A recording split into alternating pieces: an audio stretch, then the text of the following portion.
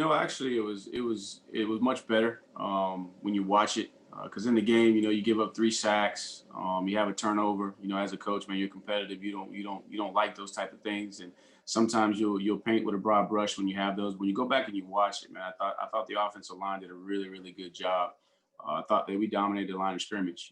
We couldn't say that from the previous game with Notre Dame. They actually won the battle up front, and we knew going into this week the challenge with just the structure, the amount of support that they get to the box, be able to run the ball the way that we did. Obviously, there was a lot more there, but we're in an RPO world, so some of our throws, resulted in positive gains, but it was blocked up well. So really, really pleased. And then 52 attempts. Obviously, we got to work on the sacks that we gave up. And the good thing, it wasn't a major issue. It was just a breakdown in technique or anticipating too much or not enough. So really pleased. Thought Trevor played well, man. He ran the ball well. You could see just his competitive spirit. Guys made plays. EJ, is a guy that's kind of been, forced into a starting role as a young guy, and he's really, really stepped up. Cornell, man, made some big time plays. He's making the routine play all the time, and man, he's going up and making some of the tough catches most of the time. I thought Travis ran hard. So overall, a lot of positive. Too many penalties, got to clean that up. A couple of stupid penalties, a couple of penalties on myself too in the RPO world.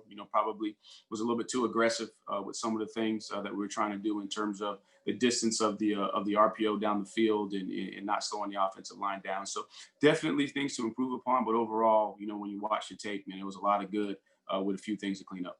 Looks like they've been hit with the injury bug. Don't know if it's true injuries or if it's COVID related, but they played a lot of guys in the secondary at a lot of different positions. They played a lot of guys up front.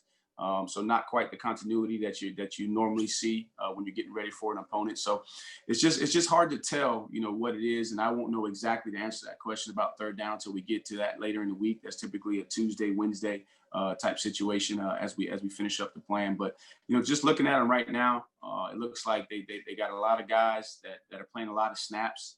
The linebackers, it doesn't look like they play 3 linebackers for 2 positions, and their nickel Sam looks like he doesn't get rotated much at all. So I think it's just a combination of they're trying to do a lot of things, trying to figure out what their identity is, and they may not have all their pieces week in and week out, which forces them to possibly change to try and fit the actual personnel that they have for each game.